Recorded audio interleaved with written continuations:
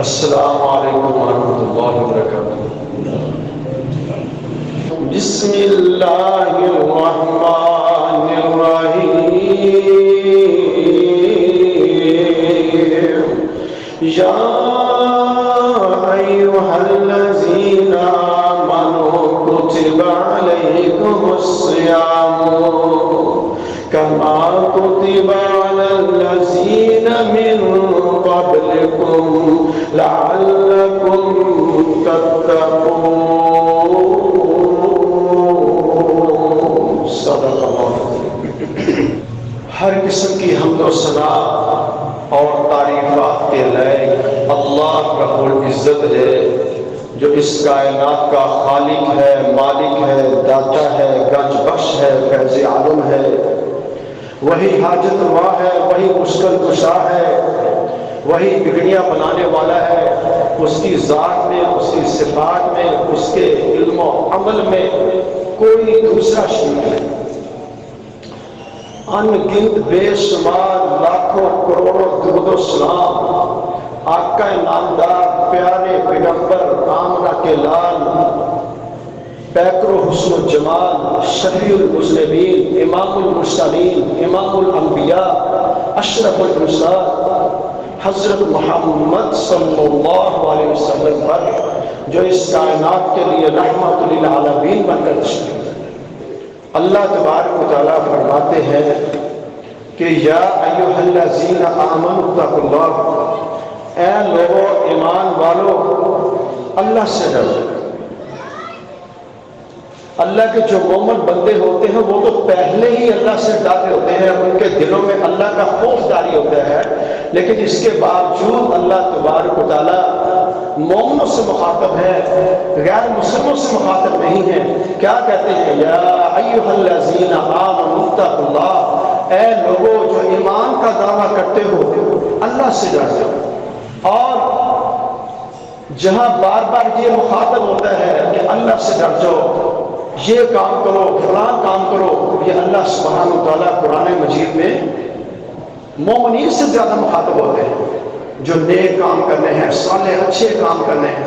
اور ایسے ہی اللہ تبارک و تعالیٰ اس آیت میں رمضان المبارک کے حوالے سے مومنوں کے اللہ تعالیٰ مخاطب ہوتے ہیں کہ یا ایھا الذین آمنوا، اے ایمان والو، کتب علیکم الصیام، کہ تم پر روزے فرض کر دیے گئے، کتبہ فرض کر دیے گئے ہیں، کما کتب علی الذین من قبلکم، جیسا کہ تم سے پہلے لوگوں پر یہ روزے ہم نے فرض کیے۔ کس لیے؟ لعلکم تتقون، تاکہ تم متقی بن جاؤ، پرہیزگار بن جاؤ، اللہ والے بندے بن جاؤ۔ تو یہ روزہ ایک ایسی عبادت ہے، یہ ایک ایسا عمل ہے جس سے تقوی کا حصول ہوتا ہے کہ پورے 11 مہینے انسان گناہ کرتا رہتا ہے، بڑی بڑی اس کی خطائیں ہیں، بڑی بڑی کمزوریاں ہیں، بڑی بڑی غفلتیں ہو جاتی ہیں، لیکن اللہ تبارک و تعالیٰ ایک ماہ ایسا لاتا ہے کہ اللہ اپنے مومن بندوں سے کہتا ہے کہ میرے بندوں آ جاؤ، میں نے تمہارے لیے ایک دفعہ پھر یہ رحمتوں اور برکتوں والا مہینہ بھیج رہا ہوں، ایسا مہمان مہینہ بھیج رہا ہوں، ایسا ماہ بھیج رہا ہوں کہ جو تم نے گزشتہ سال جتنے بھی گناہ کیے ہیں، کہ کوتاہیاں کی ہیں، کمیاں کی ہیں، آ جاؤ اس ماہ میں میرے صحیح مومن بندے بن جاؤ، روزے رکھ کے، تلاوت قرآن مجید راتوں کو کر کے، راتوں کو نفل اور تہجد پڑھ کے مجھے منا لو، میں تمہارے سارے سابقہ گناہوں کو معاف کر دوں۔ کتنی بڑی یہ منڈی ہے رمضان مبارک، یہ ثمرات رحمتوں اور برکتوں کا مہینہ آ رہا ہے۔ یہ وہ مہمان مہینہ ہے کہ جب گھر میں کوئی مہمان آ رہا ہوتا ہے نا، تو ہم اس کی کتنی تیاری کرتے ہیں، گھر کو سجاتے ہیں، گھر کی صفائی ستھرائی کرتے ہیں، خود بھی اچھے سے اچھے کپڑے پہنتے ہیں، اچھا لباس زیب تن کرتے ہیں، خوشبوئیں لگاتے ہیں۔ کیوں؟ کہ مہمان آ رہا ہے، کہیں وہ محسوس نہ کرے کہ میزبان نے میرے ساتھ اچھا سلوک کیا۔ تو میرے بھائیو، اللہ تعالیٰ اپنے مومن بندوں کو اس لیے مخاطب ہے کہ تم پر ہم نے روزے فرض کیے ہیں کہ یہ تقوی کا حصول ہے، تو کتنے ہی خوش قسمت ہیں وہ لوگ، وہ انسان، وہ اللہ کے مومن بندے کہ جنہوں نے اس ماہ کو پایا اور ایمان اور ثواب اور صحت کی وجہ سے اس ماہ کے روزے رکھے اور اپنے رب کو راضی کر دیا۔ کتنے خوش قسمت ہیں کہ جس کی زندگی میں یہ مہمان رمضان آیا، اس نے اس کے روزے رکھے، اس کے ثمرات حاصل کیے، راتوں کو اٹھ کے نوافل ادا کیے، نماز تراویح کا اہتمام کیا، پورا قرآن مجید قاری صاحب کے پیچھے سنا، اور جو رات کو باقی وقت اسے میسر ہوا اس نے رات کو اللہ کا ذکر کیا، سجدے میں پڑا رہا، تو وہ سمجھو کامیاب ہو گیا، وہ کامیاب ہو گیا۔ اس نے اپنے سابقہ سارے گناہوں کو معاف کرا لیا اور سیدھا انشاءاللہ وہ جنتوں کا مہمان بنا، تو کیونکہ اس نے اس ماہ کی قدر کی۔ اور وہ اتنا بدبخت انسان ہے کہ جس کی زندگی میں یہ ماہ رمضان آیا اور اس نے اپنی اور اپنے گھر والوں کی بھی اصلاح نہیں کی۔ خود ٹھیک ہوگا تو گھر والے بھی روزہ رکھیں گے، خود نماز پڑھے گا تو اہل و جار بھی نماز پڑھیں گے، خود نیک اور صالح صدقہ و خیرات کرے گا تو گھر والے بھی، جیسا کہ آتا ہے نا نبی کریم صلی اللہ علیہ وسلم فرمایا کہ قوا انفسکم اہلیکم نار، اپنے آپ کو بھی آگ کے عذاب سے بچاؤ اور اپنے اہل والوں کو بھی، وقودها الناس والحجارہ اعدت للکافرین، کہ جس کا ایندھن لوگ اور پتھر ہوں گے وہ تو ہم نے کافروں کے لیے تیار کر رکھی ہے۔ اپنے مومن بندوں سے تو اللہ تعالیٰ مخاطب ہے کہ آ جاؤ، روزے رکھو، اس مہینے میں اپنی معافی اللہ سے مانگ لو، اپنی خطاؤں کی، اپنی گناہوں کی، اپنی لغزشوں کی، اللہ کے آگے ہاتھ جوڑ دو، اللہ سے معافیاں مانگ لو، تو ہم تمہارے سارے گناہوں کو معاف کر کے جہنم سے آزادی دے کر جنت کا داخلہ نصیب کر دو۔ ہمیں کوشش کرنی چاہیے کہ جو ہی رمضان کا چاند نظر آئے اپنے آپ کو تیار کر لیں اور سحری کھانے کے لیے پہلے سے نیت کریں۔ یہ نہیں کہ جیسے روٹین میں گھر والے اٹھاتے ہیں، اٹھو جو جی سحری کا ٹائم ہو گیا، اچھا جی چلو جی کھا لیتے ہیں، کھانا ہی کھانا ہے۔ تو بعض تو ایسے سننے میں آتا ہے کہ وہ تو کھاتے بھی نہیں ہیں، اچھا جی ٹائم ہو گیا، کوئی بات نہیں، میں رات برگر کھا لیا تھا، خیر ہے میں نیت کر لیتا ہوں روزے کی۔ نہیں، یہ ہمارا نظریہ غلط ہے کہ آج کا جیسے ہم لوگوں کی عادت ہے کہ ہم راتوں کو جاگتے رہتے ہیں، ٹی وی اور چینل اور یہ موبائل جیسی بیماری ہم ساری رات استعمال کرتے ہیں، ویڈیو دیکھتے ہیں۔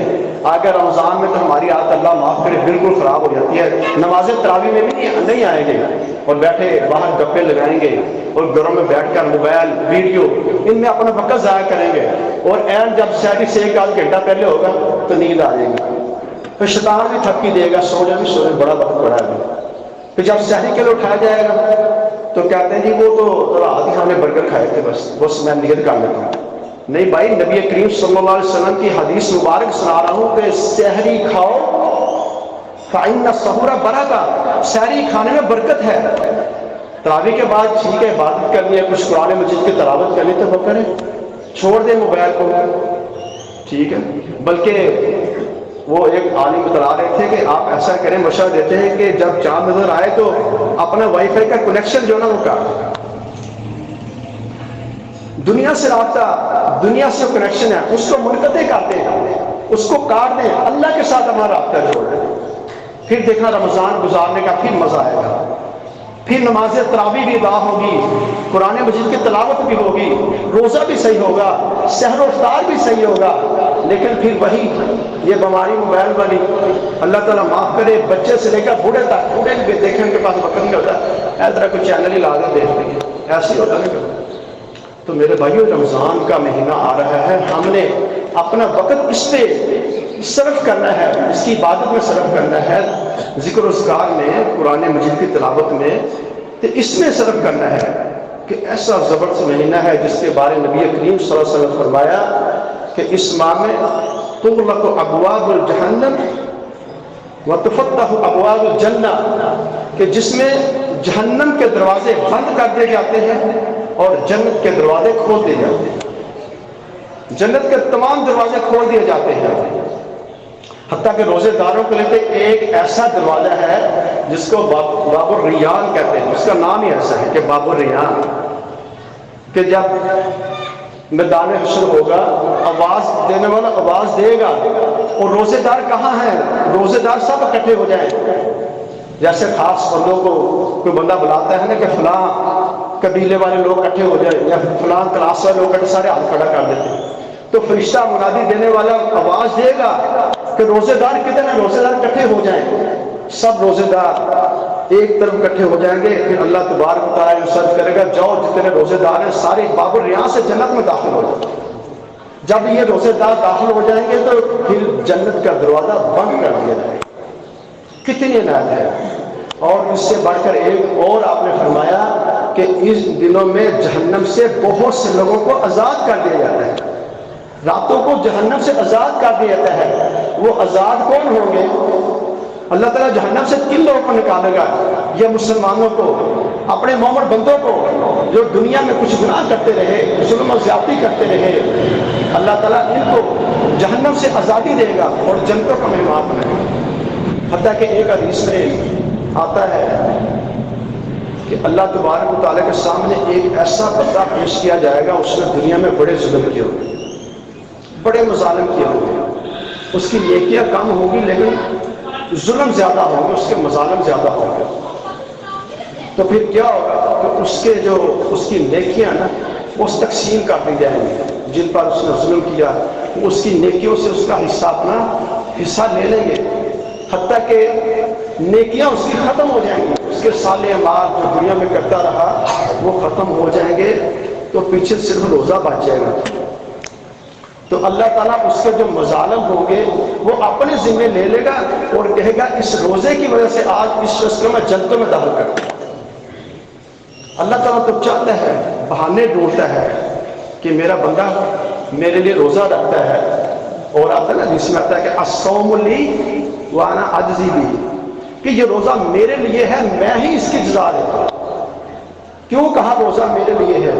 باقی بھی باتیں ہیں، باقی جو عبادتیں ہیں وہ غیر اللہ کے لیے ہو جاتی ہیں۔ مثال کے طور پر نظر و نیاز یہ غیر اللہ کے لیے ہو سکتا ہے، کوئی اور منت مانگی جا سکتی ہے غیر اللہ کے لیے، چڑھاوے غیر اللہ کے لیے، کوئی اور ایسا کام غیر اللہ کے لیے ہو سکتا ہے، لیکن روزہ نہیں ہو سکتا۔ روزہ جو صرف خالص اللہ کے لیے بندہ رکھ سکتا ہے۔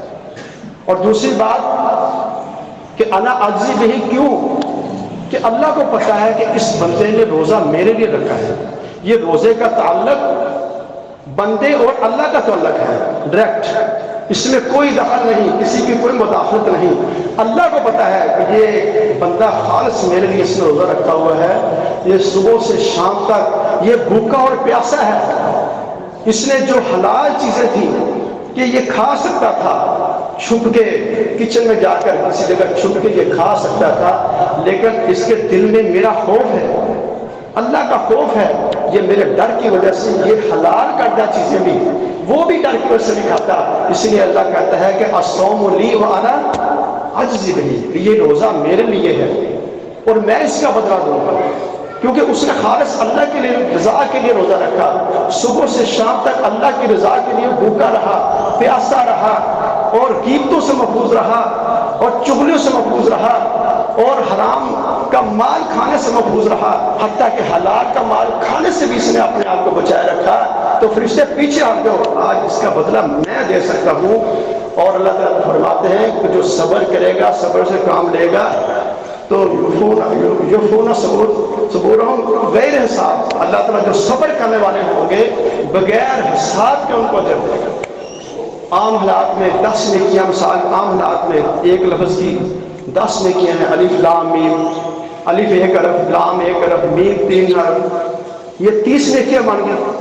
لیکن رمضان مبارک میں بھی اللہ تبارک و تعالیٰ ان نیکیوں کو اتنا بڑھا دیتا ہے کہ 10 نہیں، 30 نہیں، بلکہ 70 نہیں، 700 گنا تک اللہ تعالیٰ اجر میں اضافہ کر دیتا ہے، اتنا اضافہ کر دیتا ہے۔ لیکن وہ کس میں؟ خلوص میں۔ جس قدر زیادہ خلوص ہوگا، خالص نیت کے ساتھ اس نے وہ کام کیا ہوگا، اللہ تبارک و تعالیٰ اسی قدر اس کے خلوص کے حساب سے اسے بدلہ نہ کرے، 700 گنا تک اس کے اعمال میں اس کا اجر ملے گا۔ اس کی مثال یوں لے لیں کہ نبی کریم صلی اللہ علیہ وسلم کے پاس ایک صحابی آیا، اس نے 1 درہم اللہ کے راستے میں دیا۔ ایک شخص آیا، اس نے 1,00,000 درہم اللہ کے راستے میں دیا۔ تو نبی کریم صلی اللہ علیہ وسلم نے فرمایا کہ جو 1 درہم والا تھا، جس نے 1 درہم دیا تھا، وہ یہ 1,00,000 درہم والے سے سبقت لے گیا۔ اب اس نے تو 1,00,000 درہم دیا، تو اس نے 1 درہم دیا۔ اب 1 درہم والا 1,00,000 پر سبقت لے گیا۔ وہ کس وجہ سے؟ کیونکہ اس شخص کے پاس صرف 2 درہم تھے۔ اس نے گویا کہ آدھی جداد 1 درہم اپنے پاس رکھ لی، آدھی جداد 1 درہم اللہ کے راستے میں اس نے دے دیا، کیونکہ اس کے دل میں خالص ایک تڑپ تھی، اللہ کی ایک محبت تھی۔ اس نے خلوص نیت کے ساتھ، اہتمام کے ساتھ، ثواب کی نیت کے ساتھ اس نے 1 درہم اپنے پاس رکھا، آدھی جداد اپنے پاس رکھی، اور 1 درہم آدھی جداد اللہ کے راستے میں دے دی۔ اور وہ شخص جس نے 1,00,000 درہم دیا، اس کے پاس کروڑوں جداد تھا، 2 کروڑ تھا، 3 کروڑ تھا۔ وہ 2 کروڑ میں 1 کروڑ دے سکتا تھا، لیکن اس نے پیسہ بچا کے رکھا، اس نے صحیح اہتمام کے ساتھ نہیں دیا، اس کی نیت میں تھوڑا خلل تھا۔ تو 1 درہم والا اپنے نیت کی وجہ سے، خالص اللہ کی رضا کی وجہ سے، وہ شخص اس پر بازی لے گیا۔ یہ ہے کہ من صام رمضان ایمانا و احتسابا غفر لہ ما تقدم من ذنبہ، کہ جو ایمان اور احتساب کے ساتھ جو روزہ رکھے گا، اس کے گزشتہ جتنے بھی گناہ ہوں گے اللہ تبارک و تعالیٰ سب کے سب معاف کر دے۔ اور ایمان اور احتساب، ایک تو ایمان ہے، ایمان یہی جو پہلے میں عرض کر چکا ہوں کہ اپنی نیتیں صاف کریں کہ رمضان آ رہا ہے، مہمان آ رہا ہے، اس کا استقبال کریں، نیت بنائیں کہ ہم نے صبح انشاءاللہ اہتمام کرنا ہے، سحری ہم نے کھانی ہے، ہم نے کل یہ فلاں فلاں کام جو پہلے دنوں میں سابقہ ایام میں جو مجھ سے غلطیاں ہوتی رہیں، اس کو میں نے کنٹرول کرنا ہے، میں نے اللہ کی رضا کے لیے روزہ رکھنا ہے، وہ سارا دن میں نے اللہ کی رضا کے لیے گزارنا ہے۔ یہ اہتمام ہے، یہ اہتمام نہیں اٹھو جی سحری کر لو، سحری ٹائم اچھا جی لو جی سحری کر لو۔ اب دوسرے نے دوپہر کا وقت آیا کہ مجھے بھوک لگی، یہ کھانا لا رہے، تو وہ صحیح نیت نہیں کی تھی، تو بیوی نے کہا جناب روزہ رکھا ہوا ہے۔ کہا اچھا میرا تو روزہ تھا۔ اگر صحیح طرح سے اہتمام کیا ہوتا تو اس کا ذہن اس طرف نہ جاتا۔ تو یہ ایمان اور احتساب کے ساتھ، لیکن شرط پھر وہی آ جاتی ہے کہ ہم نے یہ دھیان رکھنا ہے، ہم نے اہتمام کرنا ہے، سحری کا اہتمام کرنا ہے، ایسی افطاری کا بھی ویسے نیت کے ساتھ، دعا کے ساتھ ہم نے اہتمام کرنا ہے۔ بھائیوں کو دعائیں نہیں، وہ ابھی سوم پتہ نہیں کہاں سے نیت کرتے ہو، ابھی سومی کا دن نوئی تو ایک یہ نیت بنائی ہوئی ہے، ابھی سومی کا دن نوئی تو میں شاہ رمضان، یہ بدعت ہے۔ یہ کہیں بھی الفاظ احادیث میں نہیں، یہ مروجہ الفاظ ہے، کیونکہ نیت دل کے ارادے کا نام ہے۔ آپ کی نیت آپ کے دل میں ہے، اللہ کو پتہ ہے میرا بندہ نیت کر رہا ہے، ہم نماز کے لیے چلتے ہیں، اللہ کو پتہ ہے کہ ظہر کی نماز کے لیے آ رہا ہے یا عصر کی نماز کے لیے آ رہا ہے، اللہ کو نہیں پتہ۔ تو یہ دل کی ارادے کا نام نیت ہے، ہم بس نیت بنا رہے ہیں۔ ہاں چاند دیکھنے کی دعا ہے، چاند جب نظر آئے تو آپ دعا پڑھیں، اللہم احلہ بالامن والایمان والسلامتی والسلام ربی وربک اللہ۔ رمضان المبارک کا چاند دیکھو، اس کے لیے دعا کریں کہ یا اللہ اس کو سلامتی کے ساتھ ہم پر طلوع کرنا، جو تیرا رب ہے میرا بھی رب ہے۔ تو یہ ایمان اور اقتصاد کے ساتھ ہمارے قیام ہوگا، ہمارے روزے ہوں گے تو پھر اللہ کی بارگاہ میں قبول ہوں گے۔ اگر اس میں ذرا بھی کوئی ریاکاری آ گئی، اور وہ تو روزہ ایک ایسی عبادت ہے کہ لیس فیہ ریاء، کہ اس میں ریا نہیں ہے، کیونکہ بندہ بعض اعمال ایسے کرتا ہے کہ دوسرا بندہ دیکھ رہا ہوتا ہے اسے، لیکن روزہ تو خفیہ ہے نا، اندر ہی کھایا باہر تو نہیں کھایا، لیکن اندر بھی یا کھایا نہیں اللہ کو پتہ ہے، اس میرے بندے نے کھایا نہیں، اس میں ریاکاری کا عنصر، روزے میں ریاکاری کا عنصر نہیں ہے۔ یہ اللہ کے ساتھ اس کا ڈائریکٹ اللہ تبارک و تعالیٰ کے ساتھ اس کا تعلق بن جاتا ہے۔ تو ہمیں اہتمام کے ساتھ یہ روزے رکھنے چاہیے، اور جو ہمارے رشتہ دار احباب ہیں، جو دوست ہیں، جو دور ہو چکے ہیں، اہتمام نہیں کرتے، روزے نہیں رکھتے، جی بڑا لمبا دن ہے، بڑی سخت گرمی ہے، تو بڑا مشکل ہے جی، ہم تو روزہ نہیں رکھ سکتے۔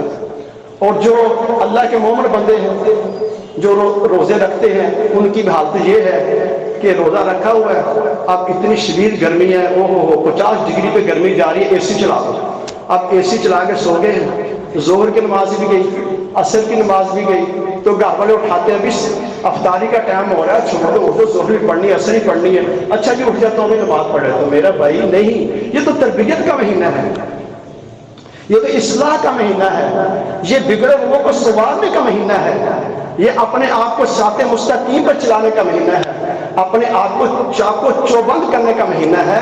جو سستیاں گزشتہ مہینوں میں 11 مہینوں میں شروع سے جو پیچھے سے جو کوتاہیاں سستیاں جو غفلت ہوتی رہی ہے ان کی یہ اصلاح کا مہینہ ہے۔ اور رمضان مبارک میں پھر وہی ہماری عادت بن گئی جو پہلے تھی۔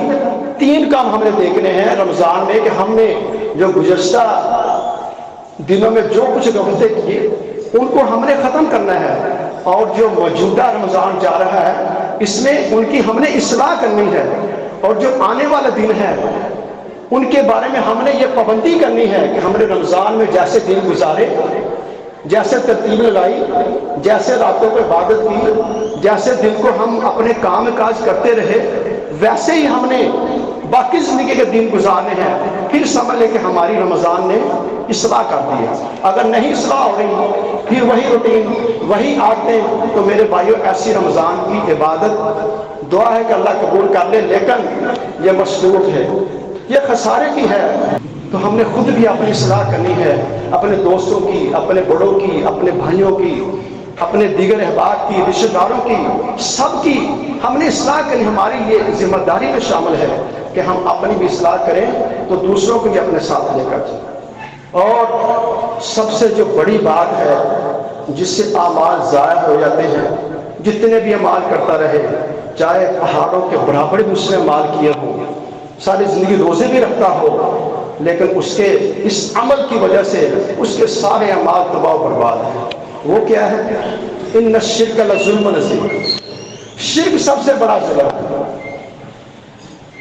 اب عبادت بھی کر رہا ہے، نمازیں بھی پڑھ رہا ہے، سارے نیک کام کر رہا ہے، اور لیکن ساتھ غیر اللہ کو پکار رہا ہے، غیر اللہ کی پرستش کر رہا ہے، اس کا عقیدہ غیر اللہ والا ہے، اللہ کی اسماء و صفات کے ساتھ غیروں کو شریک کرتا ہے کہ اگر اللہ مشکل کشا ہے، مولا علی بھی مشکل کشا ہے، اگر اللہ حاجت روا ہے تو فلاں پیر فلاں بزرگ بھی حاجت روا ہے، اگر اللہ بچے دیتا ہے تو فلاں بزرگ بھی بچے دیتا ہے۔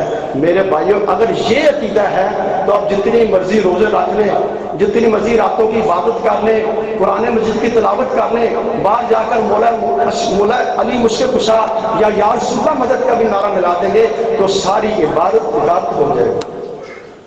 تو میرے بھائیوں سب سے بڑا یہ ہے ان الشرک لظلم عظیم، شرک سب سے بڑا ظلم ہے، یہ قتل سے بڑھ کر بھی ظلم ہے، یہ چوری اور ڈاکے سے بڑھ کر بھی ظلم ہے۔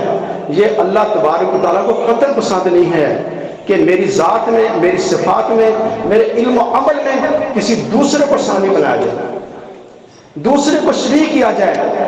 پھر سمجھ لیں کہ ہمارے روزے ہماری عبادتیں کسی کام کے نہیں۔ چھوٹا سا معاملہ ہوتا ہے، گھر میں چھوٹی سی بیماری آ جائے، بچے کو بخار چڑھ جائے تو آ کے عورتیں کیا کہتی ہیں کہ بہن تیرے بچے کو بخار ہوا، یہ بیماری آئی ہے، میں فلاں بزرگ کے پاس گئی تھی، اس نے کالا دھاگا دیا تھا، وہ بعد میں دیکھا ٹھیک ہو جائے گا۔